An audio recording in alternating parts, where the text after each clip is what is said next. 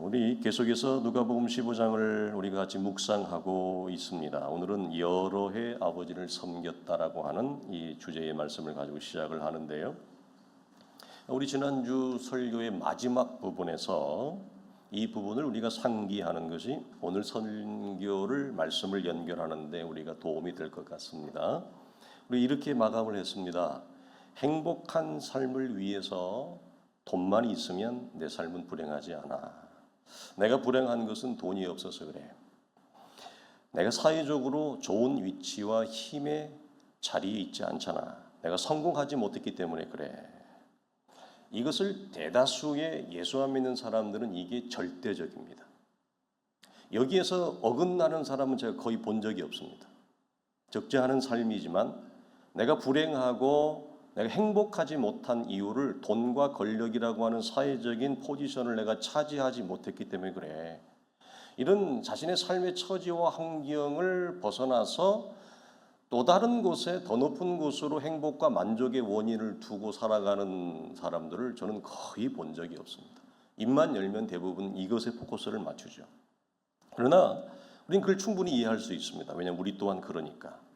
그러나 우리는 불행한 이유, 내가 행복하지 못한 이유, 내 마음에 참된 만족과 평안이 없는 이유를 예수를 믿는 우리라 하는 우리가 이렇게 연결하지 못하는 거예요. 하나님을 내가 믿기는 믿지만 내가 하나님을 제대로 알지 못해. 하나님의 말씀에 대하여 내가 안다고 하지만 얼마나 빈약하게 내가 이해하고 있는지 몰라. 그래서 하나님과 진리에 대한 풍성한 이해와 깊은 곳에 뿌리를 내리지 못하는 것으로 연결하지 못하더라는 거예요. 예수를 믿는 우리라 할지라도 여러분, 그러나 여러분도 아마 경험을 해보셨을 겁니다. 신앙의 여정에서 내가 처한 환경과 조건이 정말 악조건이고 만족하고 감사할 수 있는 것이 아무것도 없는 조건이라 할지라도 그 가난하고 슬픔과 비통의 조건 속에서 하나님이 어느 날 갑자기 나에게 찾아와 진리가 열어지고 말씀이 들려지는 역사를 통해 지금껏 한 번도 그 말씀을 수없이 들었지만 이 말씀 속에 그러한 생명과 하나님의 풍성한 일하심과 역사하심이 들어있다라고 하는 것에 대하여 한 번도 겪지 못하다가 그것이 어느 날 갑자기 본물처럼 나에게 열어졌을 때 그 영적인 안목과 시선과 분별이 열어졌을 때 우리의 선배들이 찬양했던 것처럼 세상은 온데간데 없고 오직 주와 나만 남았다라고 하는 그 말씀과 하나님의 안에서 주어지는 그 풍성한 힘이 내가 처한 어떠한 조건에서도 우리가 여러분 하나님을 기뻐하며 즐거워하며 믿음으로 걸어올 수 있었던 힘이 그거 아니었습니까? 그러니까 내가 처한 조건이 연약해서 우리는 불행한 것이 아니라 하나님에 대한 우리의 참된 관계와 누림이 빈약하기 때문이다. 이렇게 연결하지 못한다고 하는 거예요. 그러면 그것은 뭐냐? 우리가 그럴 수 있어요. 뭐냐? 예수를 믿지만 돈과 권력이라고 하는 세상이 주는 강력한 가짜심, 우리를 이 돈과 권력에 굴복되어서 굴종되어서 살아갈 수밖에 없는 돈과 나와의 주종관계가 형성되는 거예요. 말은 우리가 예수를 믿는다고 하지만 하나님을 따라간다고 하지만 실제로 나의 삶에 강력한 영향력을 주는 거, 내 발걸음을 옮기게 하는 거, 나의 무릎을 꿇게 하는 거, 내 고개를 숙이게 하는 거, 나를 무너뜨리는 것은, 나를 세우는 것은 돈과 권력이라고 하는 이 사회적인 세상적 힘이 나에게 좀 가까이 찾아오면 힘이 납니다. 환경이 좀 좋아지면 힘이 납니다. 안에서 막 의욕이 생깁니다. 이게 뭘 의미하는 거라고요? 하나님이 나에게 영향을 미치는 것이 아니라 하나님이 나에게 진리가 나에게 내 삶을 이끌어가는 것이 아니라 여전히 나는 어디에 종속되어져 있다. 세상의 질서와 세상의 영향력에 강력히 주종관계로 굴종관계로 나는 엮여 있다는 거예요. 그러니까 이걸 우리가 넘어서는 겁니다. 물론 평생이 걸릴 것이고 어떤 사람은 이것을 어느 정도 이 담장을 넘어서려고 담벼락을 향해서 달려가서 뛰어서 손끝으로 잡아본 사람도 있을 것입니다. 그러나 또 미끄러내리기도 하죠.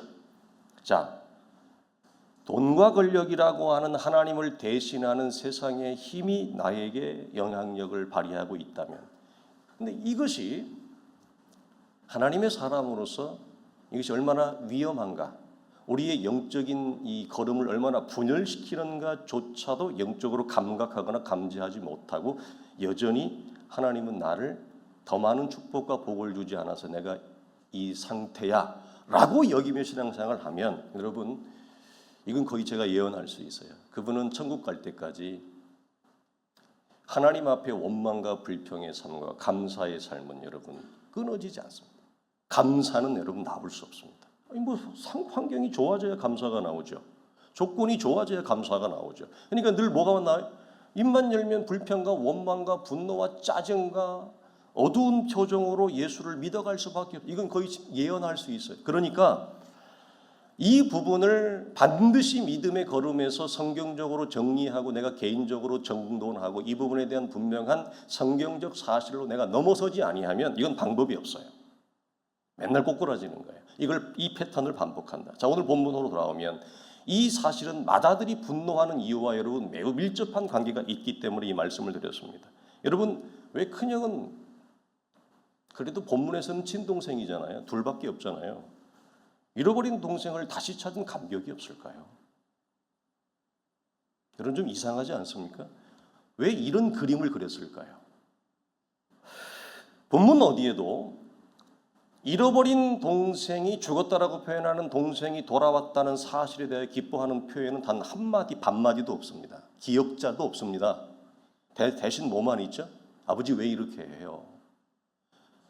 아버지의 행사에 대해 짜증과 원망만 있지, 이 형은 하나밖에 없는 친동생이 돌아왔는데도 그 어디에도 감격이나 즐거움이나 최소한의 반가움이나 인사조차도 안 해요. 여러분 이게 우리 교회는 그러지 않아야 돼요. 오래된 예수를 믿은 사람들이 오래된 교회 가잖아요. 새로운 영혼이 와도 아무런 감각이 없어요. 그런 교회 많아요, 여러분. 영혼에 대한 여러분 아무런 반가움이나 즐거움이 없는 교회 많아요. 이건 여러분 심각하게 병든 교회예요. 여러분 그런 교회는 하나님이 사람 안 보내줘요. 보내주면 뭐예요? 반가워하지도 않는데. 보내주면 뭐예요? 즐거워하지도 않는데. 보내주면 뭐예요? 기뻐하지도 않는데. 안 보내줍니다, 여러분. 이 사실 기억하셔야 돼. 그러니까 특별히 우리와 같은 이 신생교회가 교회를 세워가는 교회에서 우리 모두가 간직하고 잃어버리지 말아야 될 것은 뭐냐면 영혼에 대한 즐거움, 영혼에 대한 기쁨과 가치예요. 여러분 안 그럴 것 같지만 교회가 좀 모이고 몇백 명, 몇천 명 모이면 목회자도 한 영혼에 대한 소중함과 기쁨이 없습니다, 여러분. 뭐 와도 되고 안 해도 되고 뭐 오면 그만이고 안 와도 그만이고 그렇게 돼요, 사람이라는 게. 그러나 그것이 여러분 우리가 추구해야 될 신앙적인 내용과 가치가 아니죠.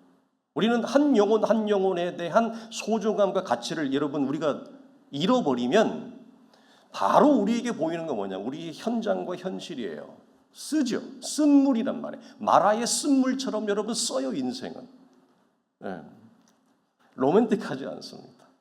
낭만적이지 않습니다. 직장 들어가면 더 로맨틱하지 않습니다. 결혼하면 더 낭만적이지 않습니다. 애를 낳으면 더 치열합니다. 나이가 들어가면 인생이 행복할 것 같지만 나이가 들어가면 인생이 더 무거워집니다.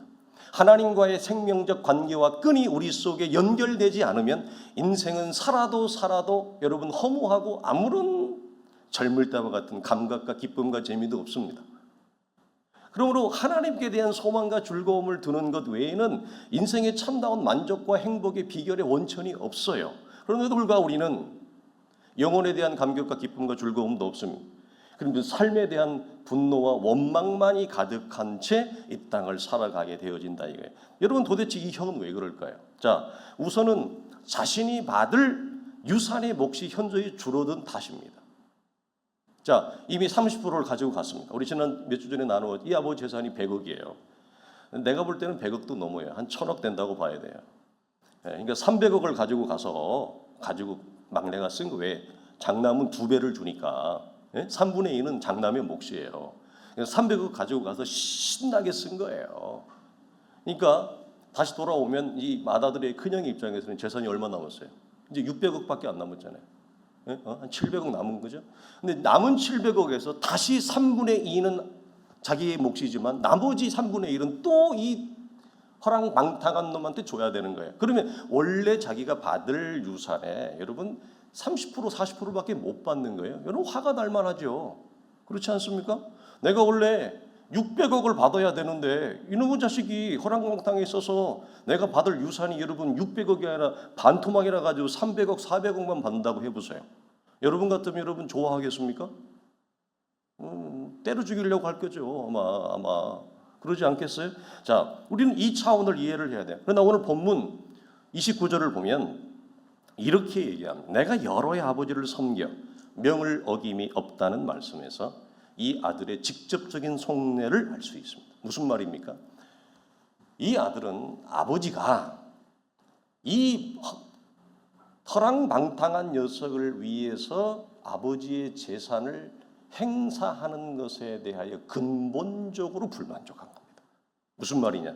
이 재산은 내가 물려받을 건데 나에게 어떻게 아버지가 이런 방구 의견이나 나에게 어떻게 행할 것을 의논하지 않았던가? 왜? 이 권리는 내가 행사해야 되는 건데 이 재산은 내가 받을 거잖아요. 그러니까 이 큰아들은 이 아버지가 행사하는 이 재산과 재물에 대하여 자기 몫의 권리를 주장하고 싶었던 거예요. 무슨 말입니까? 그렇게 쓰면 안 된다는 거죠. 그건 낭비라는 거죠. 저렇게 되지도 않은 녀석한테 어떻게 무모하게 또다시 아버지는 재투자를 하는 거잖아요. 어떻게 그럴 수 있냐는 거예요. 이건 내 거라는 거예요. 즉 무슨 말입니까? 내 지분, 내 몫에 대한 권리를 아버지에게 주장하고 싶은 거예요. 이거 원래 내 건데 저 녀석한테 또 주냐는 거죠. 그러면 내 몫은 어떻게 되냐? 즉 무슨 말입니까? 나는 아버지를 떠나지 않았고 아버지 곁에서 여러 해 동안 아버지를 섬겼잖아요. 그러면 그 섬긴 대가, 목, 권리를 나에게 달라는 얘기예요. 이 아들이. 그렇지 않겠습니까? 저 녀석하고는 근본적으로 다르잖아요. 그러면 그 대가가 뭐냐는 거예요. 내 권리는 어디 있냐는 거예요. 여러분 이 사실이 굉장히 중요합니다. 이 간격이 우리가 예수를 믿어가면서 우리 또한 어떻게 해야지? 내가 이런 환경, 이런 어려운 조건에서 여러 해 동안 아버지를 섬겼잖아요. 아버지의 명을 어긴 적이 없잖아요. 그러면 내 몫의 권리는 어디 있냐는 거예요. 내 몫의 권리를 달라는 거예요. 어디에서? 내가 살아가는 삶의 현장에서 자신에게 돌아올 몫에 대한 항변입니다. 근데 아버지는 이 아들의 생각과 달리 임의대로 또 다른 영혼을 위하여 아버지는 돈을 쓰십니다. 이 부분에서 우리가 근본적으로 갈등 구조에 있는 겁니다. 자, 이 아버지와 함께 한다라고 하는 이 아들의 이 행태를 보면 사실은 우리가 지난 몇 주를 통해서 반복적으로 나오는 표현이 뭐죠? 몸은 있었으나 마음이 없었습니다. 여러분 얼마든지 그럴 수 있습니다. 물론 마음이 없는데 몸을 교회에 둔다는 건 여러분 더 힘든 노릇이에요. 어떤 관계와 어떤 끈 때문에 하나님 앞에 마음이 없는데 아버지한테 마음이 없는데 내 몸을 여기에다 둔다는 건 여러분 보통 어려운 일이 아니에요. 여러분 그 참 대단하고 박수를 쳐줄 만한 일이에요. 그러나 성경이 우리에게 얘기해 주고 싶은 건 뭐냐면 아버지와의 참된 마음과 관계가 외형적으로는 여러분 아무런 문제가 없어 보이지만 하나님은 우리에게 여러분 만울이 여김을 당하지 않기 때문에 우리의 중심을 봅니다. 우리의 속내를 봅니다. 우리가 간구를 하든지 우리가 권리를 하나님께 주장하든지 무엇을 하든지 하나님은 우리의 속내를 봅니다. 그래서 아버지와의 아무런 관계에 아버지와의 시간을 보내거나 아버지를 즐거워하거나 아버지를 기뻐하는 일에는 이 아들은 그 어떤 것도 제스처를 표하지 않습니다. 그래서 본문을 보면 뭐라고 얘기하느냐? 이 아들을 위해서 아버지가 잔치 밖으로 나가서 이 아들을 가지고 와요. 데리고 들어와요. 설득을 해서. 들어갔는지 안 들어갔는지는 몰라요. 성경은 그건 그리고 있지는 않아요. 여러분 중요한 것입니다. 자, 막내 아들도 집 밖으로 나갔어요. 근데 정작 외형적으로 아무런 문제가 없다고 보였던 큰 아들도 하나님의 나라의 구원잔치 아버지가 펼치는 생명의 잔치에서는 큰아들도 들어오지 않아요. 다 밖에 나가 있어요. 그래서 아버지가 이 아들을 데리고 들어오기 위해서 집 밖으로 나가서 잔치 밖으로 나가서 다시 하나님이 설득하시고 다시 찾아가시고 다시 하나님이 설복하시는 일을 우리를 통해 하지 않으면 이 아들은 들어가지 않아요. 이게 여러분 상당히 큽니다. 그래서 그렇다면 이 아들이 여러분 정말 원했던 게 뭘까요? 그러니까 아버지가 눈에 없는 거예요. 아버지가 마음에 없는 거예요. 아버지의 재산, 즉 아버지를 통해 내가 이 땅에서 원하는 것을 채우려고 하는 그 수단과 목적으로 아버지를 본 거예요. 그래서 아버지가 나와 함께 기쁨의 잔치에 참여하자라고 얘기하는데 이 아들은 분명히 말은 내가 여러 해 동안 아버지를 섬겼고 명을 어김이 없다. 이 자체로 여러분 아무런 하자가 없는 것 같아요. 그런데 아버지가 하자고 하는 기쁜 일을 안 해요. 뭐라고요? 대단히 중요한 거예요. 말은 여러 해 동안 내가 아버지를 섬겼고 명을 어긴 적이 없다. 그러면 이것은 율법의 의로는 부족함이 없다. 흠잡을 것이 없다라고 말한 사도 바울의 여러분 고백과 동일한 거예요.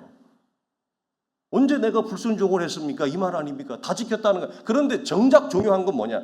아버지가 이 아들한테 애야 이 기쁨의 잔치에 구원의 잔치에 함께 동참하자. 들어오자. 아버지가 기뻐하는 일에는 관심이 없어요. 아버지가 정말 즐거워하는 일에는 관심이 없어요. 그리고 자기가 했던 것에 대한 권리를 인정받고 싶고 받아내고 싶은 거죠. 여러분 아버지를 기쁘게 하는 일은 뭘까요? 잔치에 동참하는 것입니다. 여기 잔치에 들어간다는 것은 하나님과 하나 된 관계, 친밀한 관계를 말합니다. 무엇이라고요? 아버지와의 하나 되고 친밀한 관계, 아버지와 시간을 보내는 것. 아마 이 관계의 중요성은 제가 우리 성도들과 목회를 하면서 제가 여러분에게 설교를 하는 날까지 이 말씀은 끝나지 않을 겁니다. 평생을 강조할 겁니다. 제가 이 강단에서 목회를 하는 동안에는. 그러니까 이 아들은 아버지와의 관계를 기뻐하는 거에는 관심이 없어요. 여러분 얼마든지 그렇게 예수 믿을 수 있죠? 얼마든지 여러분 교회 안에 그렇게 있을 수 있습니다. 그래서 아버지와의 관계, 이 맏아들은 관계를 거절합니다. 이것을 보아 이 아들은 아버지를 사랑하여 자발적으로 아버지를 섬겨 아버지 곁에 있었던 것이 아니라는 증거가 밝혀지고 그는 왜 곁에 있었느냐? 아버지의 그 많은 재산 목록이 이 아들의 눈에는 들어왔던 거죠. 이 아들에는 그것이 관심이 있었습니다. 그래서 밖에서 원망과 불평의 표정으로 서서 째려보고 있었던 거예요. 왜 저렇게 하냐? 그 돈을 이렇게 나에게 썼어야지. 왜 저런 녀석한테 돈을 쓰냐? 그러니 아버지가 기뻐할 수 있는 일에 더더욱 참여할 수 없죠. 반감으로라도. 그래서 밖에서 원망과 불평의 표정으로 서 있었다라고 하는 거예요. 원래 이것은 내 건데 나한테 썼어야 되는데 왜 아버지가 나에게 쓰지 않았느냐. 자, 맏아들이 이런 모습을 통해 주님께서 우리에게 하고 싶은 말씀이 무엇일까? 저는 이 부분 우리가 반드시 정리하고 넘어가야 된다고 봐요. 이제는. 그래야 더 이상 우리가 흔들리지 않고 여러분 더 이상 괴롭지 않습니다. 그렇지 않으면 왜 하나님은 오늘 본문처럼 나의 처지를 전혀 고려하지 않는 것처럼 아니 처지를 고려하는 것이 아니라 아예 나를 대놓고 무시하는 것처럼 하나님이 보여요. 우리 지난주 어제 금요 기도회 때 나누었던 것처럼 기도의 초입 부분에는 나를 냉대하시는 하나님, 쌀쌀맞은 하나님을 경험한다. 마치 그것처럼 왜 하나님은 나의 이 어려운 처지와 환경을 나는 하나님은 전혀 고려하지 않는가? 이런 조건에서 내가 이렇게 했는데도 말이다. 그러니까 이것에 대한 근본적인 납득과 수용이 되지 않는 것입니다. 우리도 원망의 근거가 여러분 우리도 동일할 수 있어요. 우리도 여러 해 동안 하나님을 섬겼잖아요. 네? 저는 여러분보다 더 하나님을 섬겼잖아요. 예전에 어릴 때 전도사 때 단순 계산, 무식하게 계산해서 이렇게 해도 얘기한 적이 있습니다. 일반 성도들은 일주일에 교회를 자기 직업이 있으니까, 자기 생업이 있으니까 뭐 많이 나와야 수요 기도회 1시간, 뭐 금요 기도회 좀 오래 하는 교회는 보통 뭐 기도회 2-3시간 하니까 수요 기도회 1시간, 금요 기도회 2-3시간. 뭐 주일은 다 누구나 하나 없이 뭐 오전, 오후 예배, 요즘은 저녁 예배도 없으니까 일주일에 다 합쳐봤자 끼거대야 몇 시간도 6시간도 안 돼요. 여러분 일주일에 교회에 여러분 있는 시간이 몇 시간이에요? 단순 계산 무식하게 이렇게 설교한 적도 있다고요. 네? 그런데 목회자는 어때요? 비교할 수가 없죠. 밤이고 낮이고 뭐 새벽기도 하고 차량 운행할 때까지 여러분 생각해 보세요. 밤이고 낮이고 뭐 그 말도 안 되는 사례비를 받으면서 상상할 수가 없잖아요. 그러니까 이런 거죠. 아니 이렇게까지 몸을 혹사하면서 이렇게까지 내 삶을 다 내팽개치면서 그것만 내팽개칩니까? 여러분 목사로 살아가면 자식 새끼도 다 여러분 내팽개칠 때가 많아요. 저 자식도 내팽개칠 때가 많다고요. 물어보세요. 목회를 좀 열심히 하는 사람 중에 처자식 내팽개치 안 내팽개치고 목회할 수 있나? 여러분 다 내팽개쳐야 됩니다. 베드로가 얘기했던 것처럼 난 처자식도 버리고 그물도 버렸습니다. 그렇게 목회를 하면 그러면 하나님이 이렇게 내가 희생하고 이런 어려운 조건에서 이렇게 눈물겹게 내가 하나님을 섬기고 주의 교회를 섬기는데 하나님이 이것에 대한 내 권리를 인정해주고 내가 좀 원하는 걸 하나님이 복을 주고 채워줘야 되지 않느냐. 이 마음이 여러분 목회자도 많아요. 그거 없다고 그러면 거짓말이에요. 그 믿음이 있는 척하는 거예요. 목회자도 이것이 마음속에 여러분 깊이 서운함이 듭니다.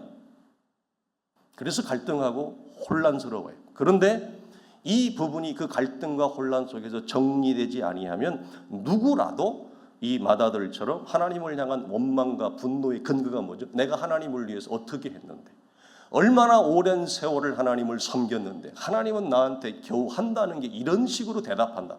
이런 식으로 보답한단 말이냐? 이것이 원망과 불평의 여러분 근거가 되고 하나님과 우리가 진심으로 진정으로 하나 되는 데를 방해하는 영원한 평행선으로 여러분 가버려요. 그러니까 이렇게 가면 신앙생활을 하면 할수록 어떻게 되느냐? 하나님은 나에게 점점점 멀어져요. 왜? 내가 원하는 걸 하나님이 대꾸를 안 해주거든요. 내가 원하는 걸 하나님이 여러분 반응을 안 해줘요. 그러니까 오랜 믿음의 여정이 도리어 하나님과 나의 관계를 멀게 해버리는 거예요. 여러분 이렇게 얼마든지 갈 수 있습니다. 저는 많이 봅니다. 실제로. 그러나 오랜 믿음의 여정이 벌어지고 폐어진 관계를 하나가 되게 해야 되거든요. 이전에는 벌어질 수 있고 폐해질 수 있어요. 멀어질 수 있어요. 그러나 오랜 믿음의 여정이 이 모든 골짜기와 길목과 길목을 돌아서서 결국은 하나님과 하나 되어지는 깊은 이 생명적 관계로 만나야 되는데 이 부분이 정리가 안 되고 이 부분이 도대체 납득이 안 되고 왜 하나님은 늘 이런 식이란 말이에요. 이런 식에 대한 여러분 성경적인 분명한 내 정리가 안 되면 여러분 영원히 둘로 남남으로 갑니다.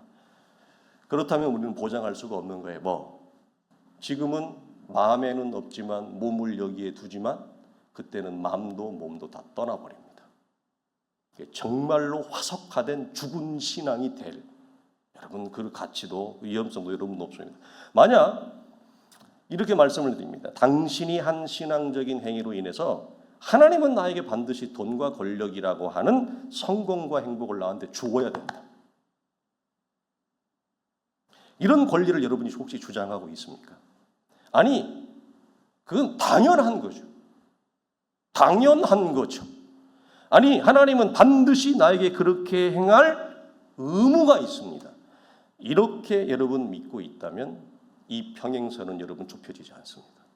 그것은 당신에게 하나님은 당신을 구원한 구원자가 아니라 당신이 이 땅을 살아가는 동안 당신을 겨우 돕는 배필, 헬퍼에 불과해요. 나를 돕는 자로만 있는 거예요. 여러분 이 땅에 예수를 믿어가면서 하나님을 창조주와 구원자로 고백하지 못하고 단순히 내 인생에 도움을 주는 돕는 자로만 이해하고 이게 주라고 하는 고백이 나올 수가 없는 상태에 있을 수도 있다고 하는 것입니다. 이 지점을 성경적으로 여러분이 잘 정리하시기 바랍니다. 그래야 메워진 이 간격이 벌어진 간격이 여러분 메워질 수 있습니다.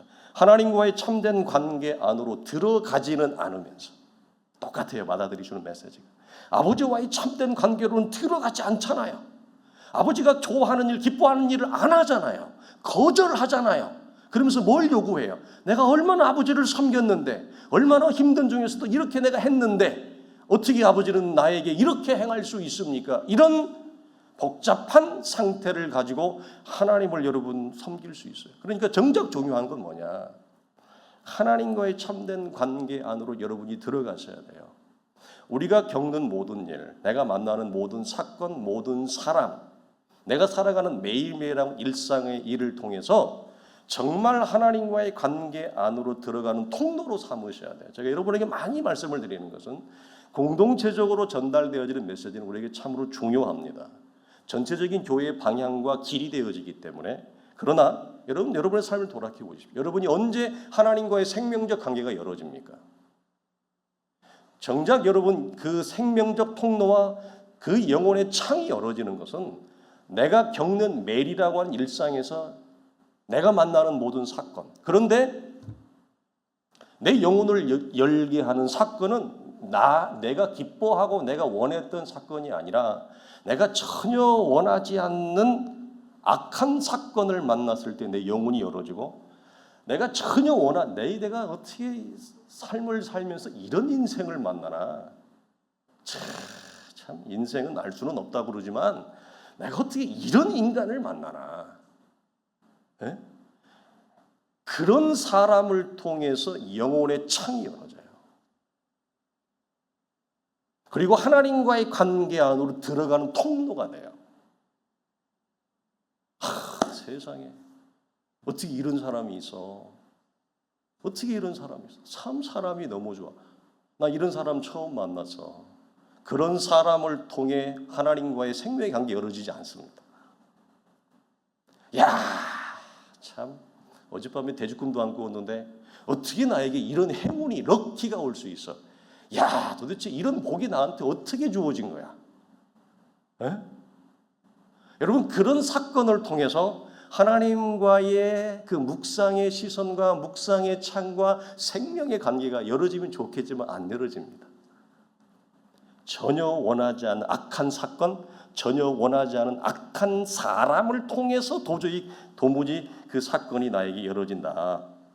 그러니까 이 땅에서 내가 받을 몫을 주장하고 외쳐대면서 하나님 앞에 원망과 분노의 표정을 감출 수가 없습니다. 이런 것들을 통해 열어지지 아니하면. 그러니까 신앙적 행위와 헌신을 나를 축복해야 되는 마땅한 조건과 의무로 제시하면 하나님은 당신의 인생을 위해, 목적을 위해 동원되어지는 수단에 불과하게 되어지고, 그분과의 관계가 이런 식으로 기독교의 신앙과 접근이 이루어지면 하나님은 나에게 하나님이 아닙니다. 출애굽기 20장이 말하는 여호와 우상으로 존재할 뿐입니다. 그냥 나를 돕는 자에 불과하는 거죠. 내가 원하는 것을, 내가 요구하는 것을 그분은 늘 나에게 결과를 만들어 줘야만 하는 존재로 있는 거죠. 그러니까 이건 성경은 이거 하나님이라고 얘기 안 해요. 이걸 우상이라고 얘기하죠. 그러니까 이런 식으로 여러분 둔갑을 해서 얼마든지 우리에게 말씀이 선포되어지고 증거되어질 수 있어요. 여러분 대부분 그렇잖아요. 그러니까 거기서 오는 혼돈과 착각이 뭐죠? 아니 내가 이만큼 헌신했고 이만큼 헌금했고 이렇게 내가 했는데 어떻게 하나님이 내 자식을 대학에 떨어뜨린단 말이야? 에? 어떻게 나에게 암이 찾아올 수 있어? 어떻게 우리 남편이 회사에 승진해서 떨어져서 이 모양 저 모양 적골이 될 수가 있어? 아니 사업이 잘 돼야 하는데 왜 사업이 막히는 거야? 왜 부도가 나는 거야? 여러분 얼마든지 이렇게 될 수 있습니다. 기독교 신앙에 대한 이런 식의 이해나 접근을 한다면 설교의 초두에 언급한 것처럼 내가 행복하지 못한 이유, 만족과 평안이 없는 삶의 원인을 사회적으로 성공하지 못했기 때문이라고 이해하고 받아들이는 이 구조와 딱 맞물려요. 딱 이 두 가지가 맞물리는 거예요, 여러분. 이게 무서운 거예요, 여러분. 자, 그러면 마음 한구석에는 교회는 올 수 있어요. 예, 어떤 이유와 원인 때문에 교회는 올 수 있어요. 그러나 마음 한구석에는 두 마음이 있는데 이거예요. 근데 두 마음이 다 안 좋은 거예요. 하나는 뭐냐? 하나님에 대한 늘 섭섭함, 이 섭섭함으로 시작해서 원망과 분노의 표정이 사그라들지 않아요. 아무리 화장으로 가리려고 해도 안 가려져요.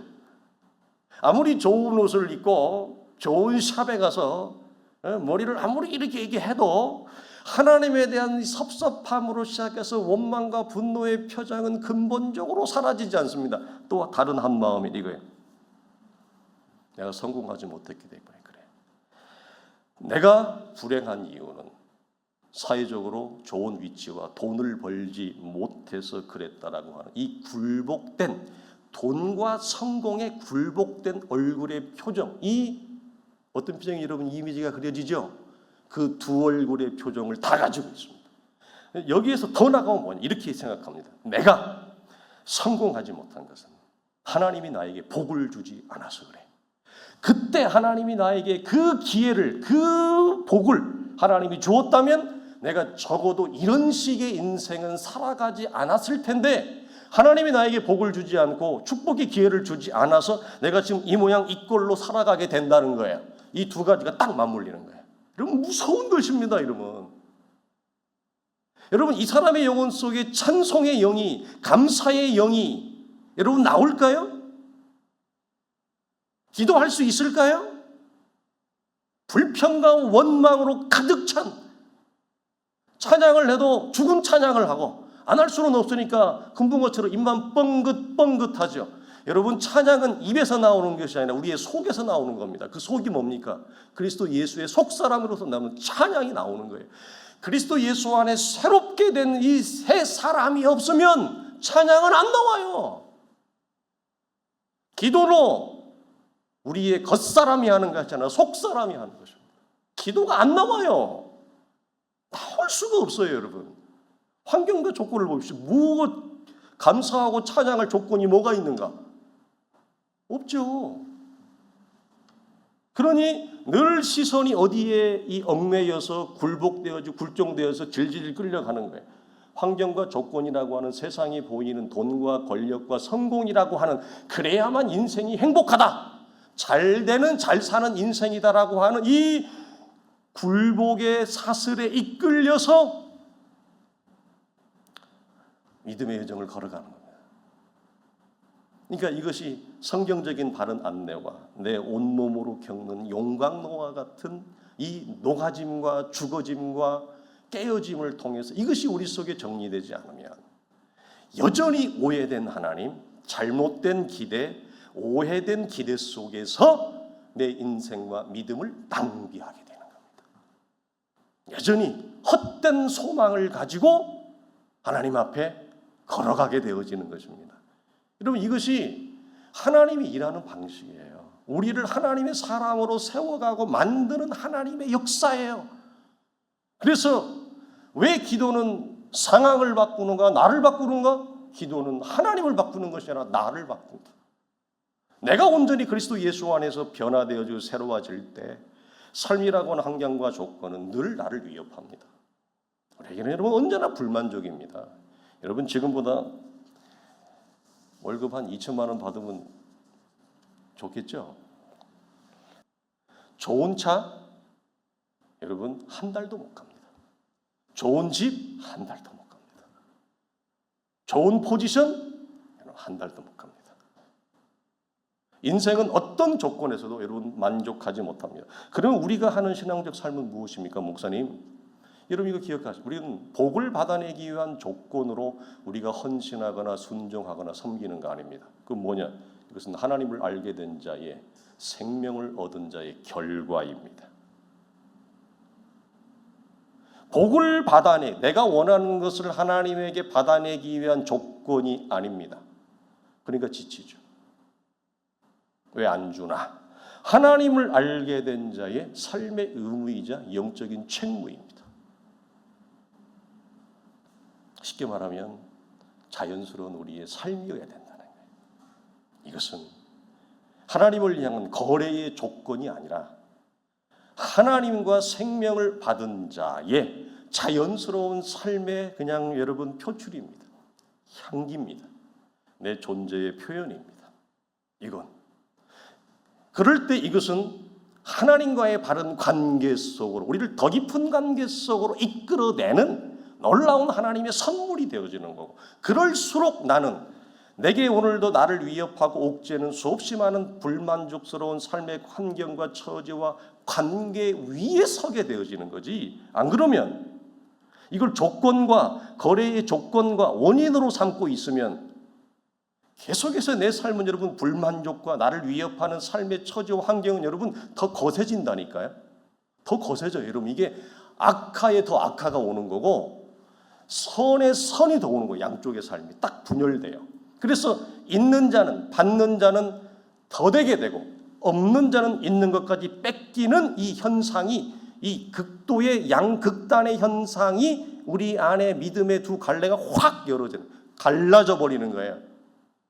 삶이 개선이 안 됩니다. 행복하지 않습니다. 불행합니다. 가볍지 않습니다. 답답합니다. 무겁습니다. 이것이 내가 하나님을 떠나지 않는데도 불구하고 왜 내 인생이 이렇게 답답하고 무겁고 죽겠느냐, 이 악이 더해지는 거예요. 이걸 놓치니까 가장 하나님이 나에게 기뻐하는 일을 하세요. 하나님이 나와 함께 즐거워하자고 하는 그 일을 하세요. 그건 고절하잖아요. 맏아들이 됐습니다. 됐다고요. 흥 이러잖아요. 그러니까 우리가 다음 주에 나눌 거, 하도 이 아들이 말귀를 못 알아먹으니까 아버지가 딱 한마디예요. 뭐죠? 얘야, 내 것이 다 네 것이 아니더냐? 내 것이 다 네 것이 아니더냐? 이 말을 한다고요, 아버지가. 그러니까 이걸 놓치면 우리 또 여러분 얼마든지 교회 안에 있지만, 아버지 곁에 있지만 맏아들처럼 신앙생활 할 수 있죠. 그러면서 난 도대체 왜 그러지? 원인을 모르겠어. 나는 교회를 떠나지는 것도 아니, 난 주의를 안 지키는 것도 아니잖아. 내가 이렇게 힘든데도 내가 이렇게 나와서 하잖아. 그런데 내 인생은 왜 이래? 도대체 뭐가 문제야? 제일 중요한 걸 놓쳤잖아요. 몸만 아버지 곁에 있지 마음이 아버지에게 없잖아요. 아버지가 좋아하고 기뻐하고 하자고 하는 즐거워하는 일을 안 하잖아요. 아버지가 하자는 대로 하면 되는데 이 가장 단순한 걸 놓쳐요. 여러분 나와라 뚝딱. 네. 피터 셰퍼의 여러분 이거 우리가 잘 아는 아마데우스, 거기 보면 뭐 그 모차르트와 살리에리가 서로 이렇게 충돌하는 장면이 나오는데, 살리에리가 이런 식의 기도를 올립니다. 주여, 저를 위대한 작곡가가 되게 하소서. 음악으로 주의 영광을 찬미하게 하시고 저도 칭송받게 하소서. 사랑하는 하나님이여, 제가 온 세상에 유명해져 불멸의 존재가 되게 하소서.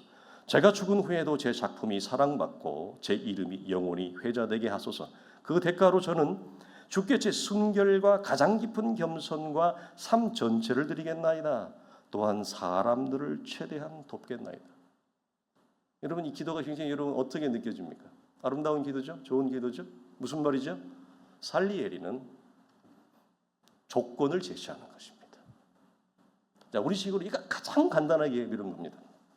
하나님, 저를 축복해 주시면 제가 이 돈으로, 이 축복으로 많은 사람을 도우면서 살겠습니다. 저를 축복해 주십시오. 이런 식으로 여러분 들어와 있는 기독교의 신앙과 내용은 내 안에 없는가? 여러분 저도 반 농담 반 진담 반으로 그런 얘기 한 적이 있죠. 하나님 좀 저를 축복해 주십시오.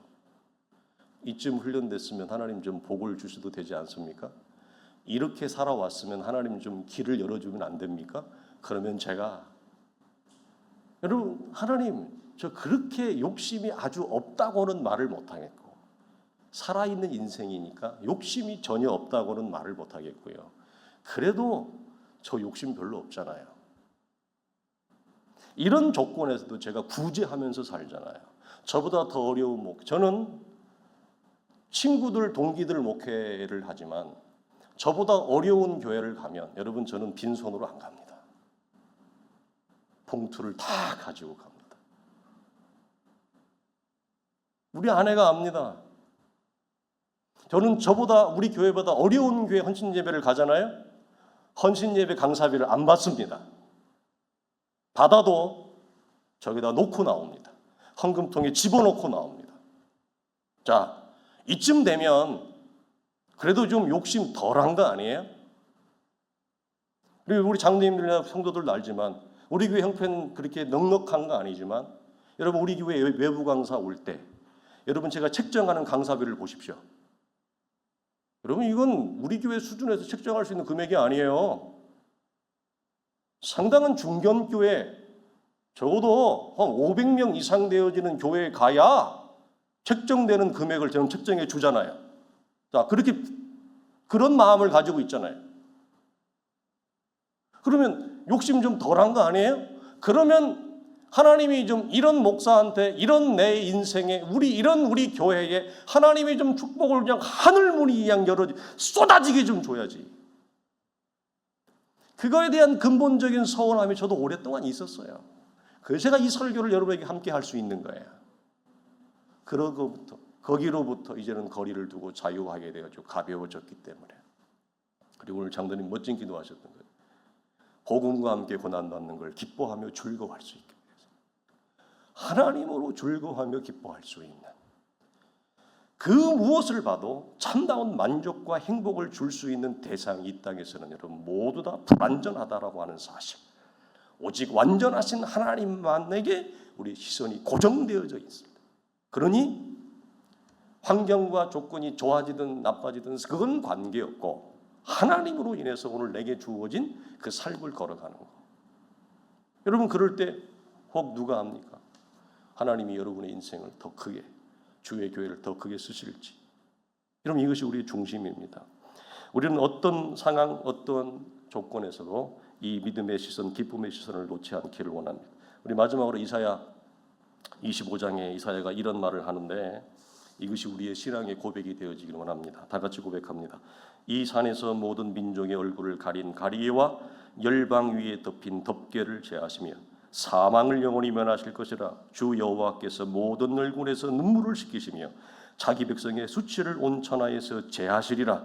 여호와께서 이같이 말씀하셨느니라. 그날에 말하기를 이는 우리의 하나님이시라. 우리가 그를 기다렸으니 그가 우리를 구원하시리로다. 이는 여호와시라. 우리가 그를 기다렸으니 우리는 그의 구원을 기뻐하며 즐거워하리라. 아멘.